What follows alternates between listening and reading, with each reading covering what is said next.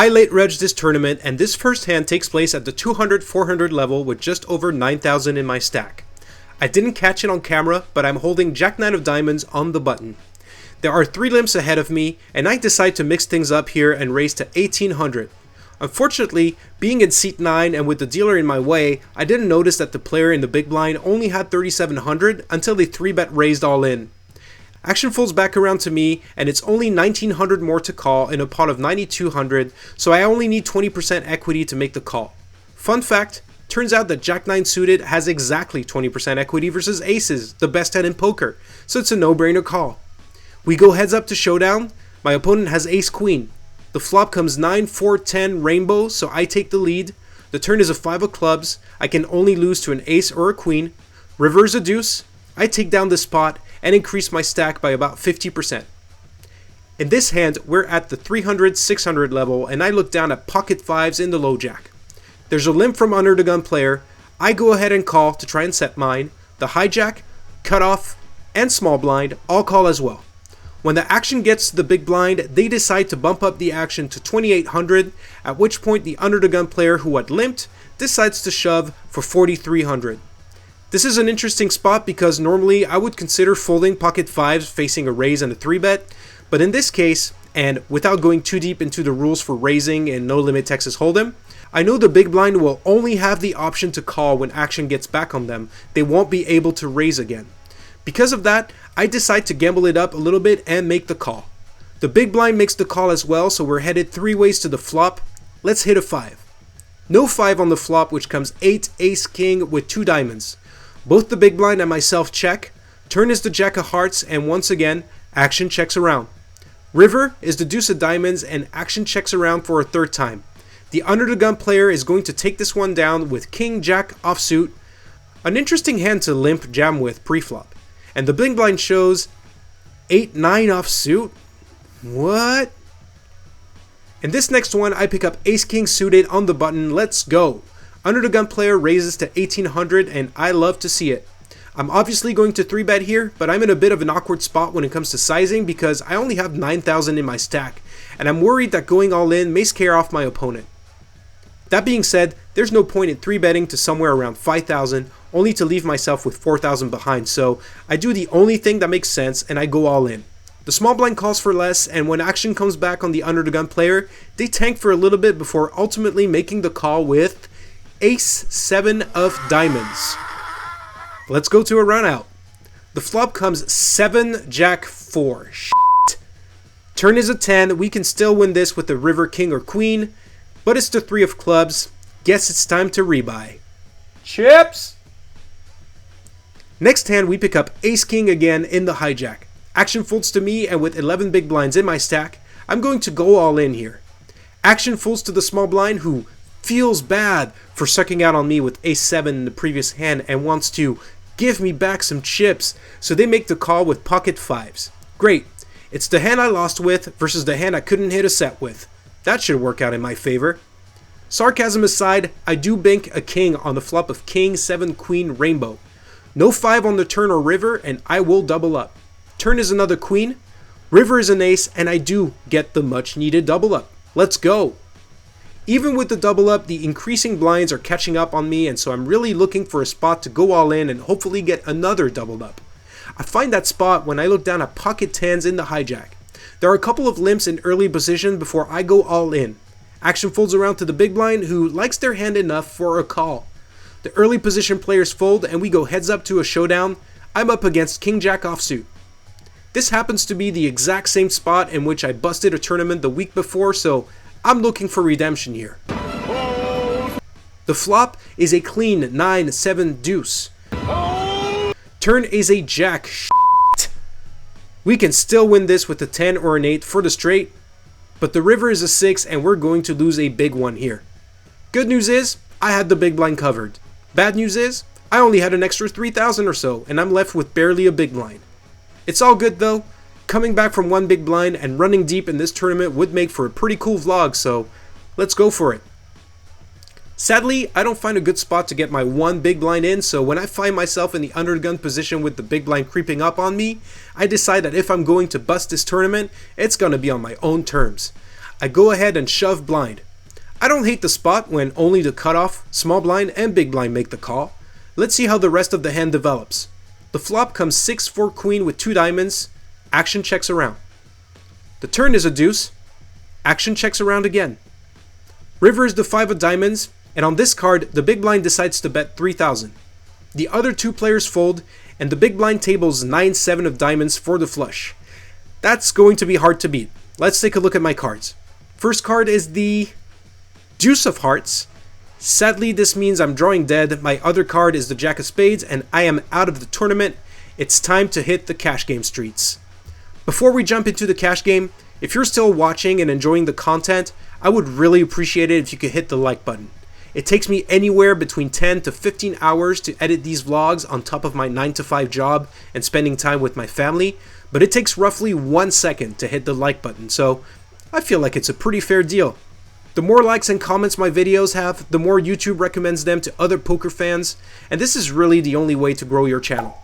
I really hope to be able to do this full time someday, study the game, get better, make more content, so yeah, hitting the like button can go a long way towards helping me achieve this. Thank you so much for your support. Now, let's jump into the cash game action. 15 minutes go by before I pick up pocket 10s in the big blind. I raise the action to $10 and only the cutoff comes along. We go heads up to a flop of King, 7, King with 2 hearts. I'm not loving my play here. I c-bet for 15, only for the cutoff to snap raise me all in for a total of $52. I guess I could be up against the king sometimes trying to go for value against the flush draw, but something about the way they snap shoved makes me think that it is I who is probably up against the flush draw.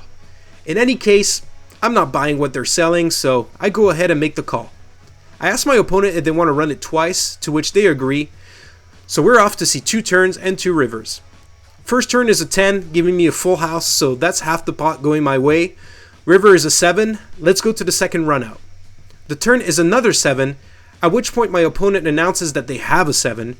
River is a 6, and they show 9-7 of spades for trip 7s. Wow. They hit a 1-outer to take the second half of the pot down. That sucks.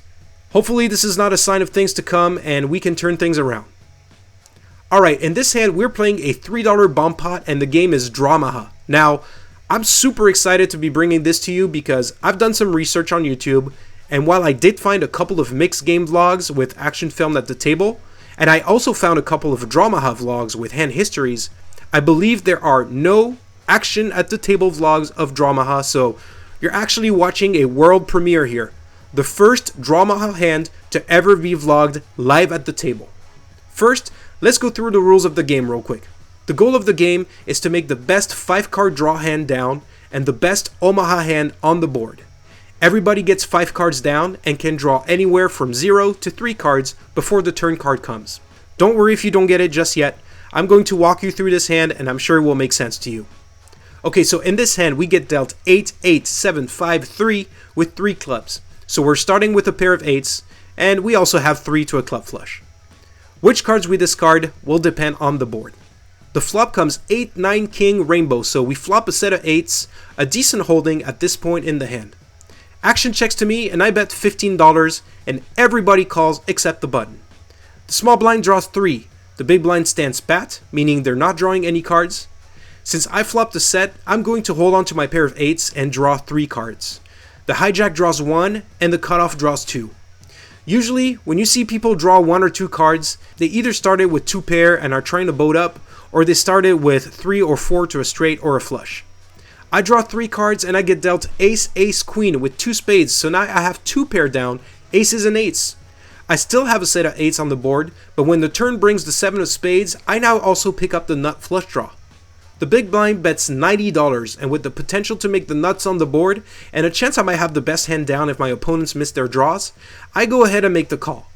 The hijack then shoves for $130. Action falls back around to the big blind, who shoves for $150, and I make the call.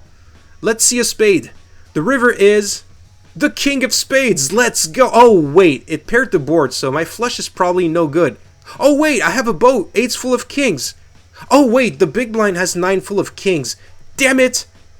It looks like our 5-card draw hand, aces and eights, is good though, so we're going to be chopping the spot with the big blind.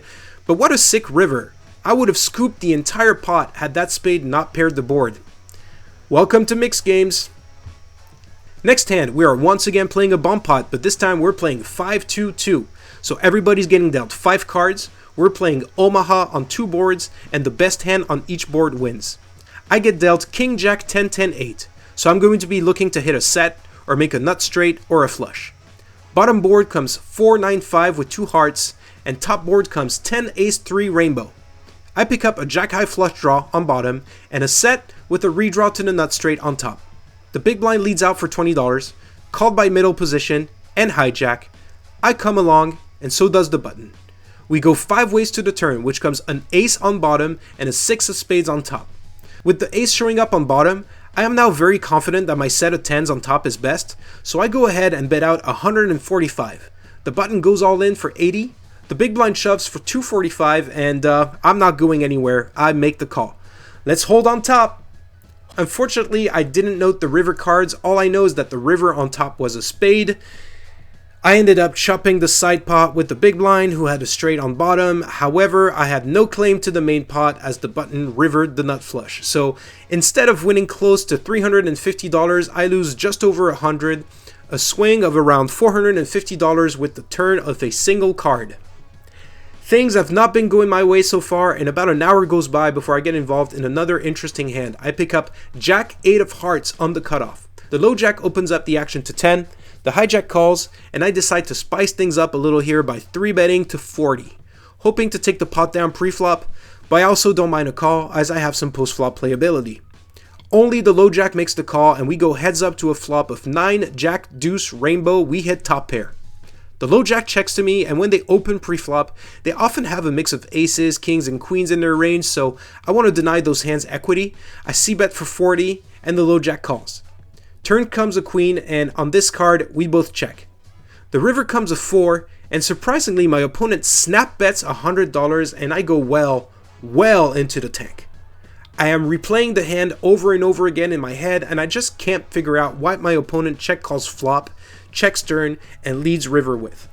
I really want a hero call here, but I know that this particular player is on the tighter end and not too likely to get out of line, so after the longest tank of my poker career, almost 3.5 minutes, I ultimately decide on a disciplined fold, and my opponent shows, you know what? How about you guys tell me what you think my opponent had here? Go ahead and post it in the comments. If somebody gets it right, I will give you a shout out in the next video. I'd love to see what you guys think I was up against. I just couldn't figure it out in the moment. I'm going to be honest, I'm getting a little bit tilted that I haven't won a single hand tonight. I pick up Queen Jack offsuit in the cutoff, and under the gun makes it $8 to go, initiating a call fest as literally everyone calls. I honestly don't like calling here. I think this hand is either a fold or a 3-bet, most likely a fold versus an under the gun open, but what the hell. I'm down over $200, what's an extra 8? We go 8 ways to a flop of Jack, Deuce, Jack with 2 hearts, let's freaking go! Under the gun c-bets into 8 people for $20. The hijack, who so far has called almost every pre-flop and flop bet tonight, makes the call, and I actually don't know what to do here. I feel like I should definitely charge flush draws, but I also feel like if I make any sort of raise here, I'm going to be playing my hand face up and may let both my opponents off easy. I don't love it, but I ultimately decide on a call. I get immediately punished as the turn comes a king of hearts. Damn you, poker gods! Interestingly enough, the under the gun player slows down and checks. The hijack player checks as well, and now action is on to me. I feel like I'm playing this hand completely upside down as I called on the flop when I technically should have raised, and now that I should probably just check, I decide to jam the rest of my stack in. As I mentioned at the start of this hand, I think I was getting a little bit tilted, and this third heart on the turn after just calling flop may have sent me in full tilt mode. At this point in the hand, my only thought was, well, if somebody has the flush, so be it. So yeah, the rest of my stack goes in, and now the under the gun player goes into the tank, starts asking the hijack how much they're playing before going all in themselves, and they have us covered. The hijack folds, and we go heads up to a run out. I asked my opponent if they have a flush, and of course they have the freaking flush. That being said, they graciously offered to run it twice, which I gladly accept. This is the player that one-outered us earlier in the session when I offered to run it twice, so maybe they feel like it's only fair to offer me the same. Whatever the case may be, it's still a very, very generous offer, so props to them. The first river is a 5, so they take down the first half of the pot. The second river is a queen. Boom! We river a boat and win the other half. Got lucky there, and we get bailed out of our horrible play. I've now been playing for 5.5 hours, and finally I pick up a premium. Pocket kings in middle position. Woohoo, baby, I love it. There's a raise from under the gun to 6. I'm going to bump up the action to 18. The hijack calls, and the under the gun player makes the call. 3 ways to a flop of 9, 3, king. Nice. Nice. Nice. Nice. Nice. Holy crap, this is the moment I've been waiting for all night. Let's go. The under the gun player leads into me for $20, and you would think I learned my lesson by now, but I just call here. I do have my reasons for doing so though. I know the 2 players I'm up against are pretty loose and like to bluff, so here I'm generally concerned that if I raise, the hand is going to be over right here and there, and I'm going to miss out on a ton of value. So I call, and the hijack comes along. The turn comes, a freaking club, of course. Like, can I not have one clean board just one time? Under the gun player bets 20 again, and from having played with this player before, I know that this bet indicates weakness or trying to get to a cheap showdown, but I'm not going to make the same mistake as I made in the previous hand. There's no point raising here now that the flush got there, so we're going to exercise some pot control and just call here. The hijack folds and we go heads up to the river, which comes the jack of diamonds. It looks like under the gun is giving up as they check to me, but I'm still going to try and extract a little bit of value from my hand. I bet $60 and under the gun player folds. Not sure if I could have made more money or if I got the max out of my set of kings here. In any case, I realize now that I default to calling way too much, and I really have to start mixing in some raises both as bluffs and for value, so definitely look out for that in upcoming cash game vlogs.